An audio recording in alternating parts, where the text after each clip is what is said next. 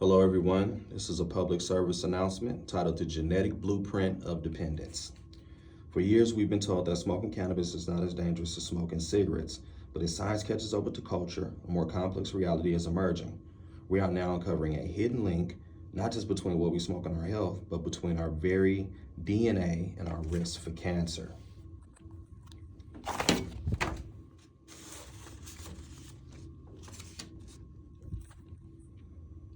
Today we are talking about cannabis use disorder, or CUD, and its association with cannabis lifetime use, or COU.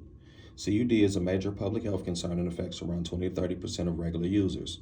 It goes further than just using a lot. It's a clinical diagnosis where an individual is unable to stop using the drug despite it causing significant harm to their health, their relationships, and their future. What makes it dangerous isn't just the habit. It's the high potency products of today that we have made cannabis more addictive than ever before. Cannabis remains the most widely used psychoactive substance in the world, with its primary psychoactive substance, THC, a master at hijacking your brain's reward system, tricking it into one more and eventually feeling less normal without it. The THC potency has increased 3 to 5-fold over the last decade, increasing risk for mental, heart, lung, and cognitive complications.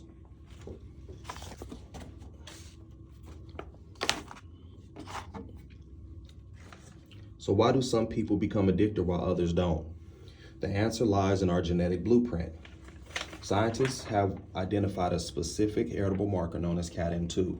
This gene is located on chromosome 3, acts as a pleiotropic hub.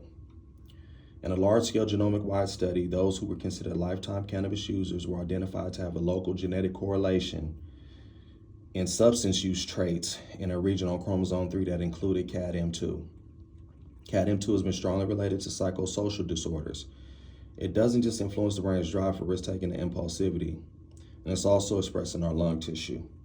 If you carry certain variants of CADM2, which are linked to physical dependence and direct inflammatory response in the lungs, you might be facing a double hit risk. This means your DNA may predispose you to a deeper, more aggressive form of addiction, while simultaneously making your lungs more vulnerable to malignant changes.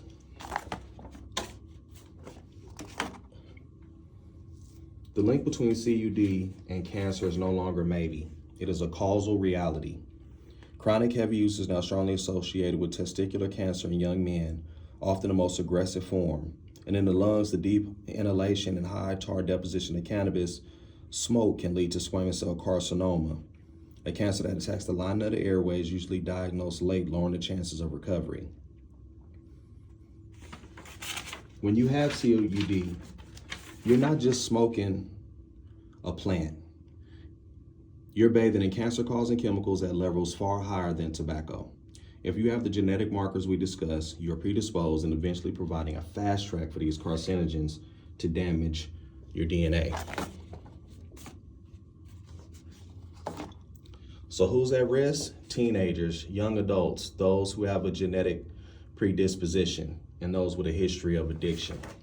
Watch out for signs of cannabis use disorder, such as increased tolerance, withdrawal, loss of control, and neglect. If these sound familiar, the habit has become a medical condition. You are not a statistic, and your DNA is not your destiny. Understanding your genetic risk is the first step toward taking control.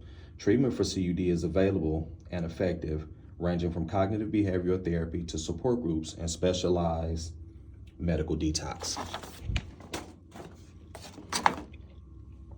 Lastly, remember that cancer is not the only medical issue that can harm you with heavy THC use. You have cardiovascular, reproductive, neurological, and gastro problems can occur as well. Don't wait for a diagnosis to change your life. Reach out today to your local healthcare provider or call the National Help Line at 1-800-662-HELP.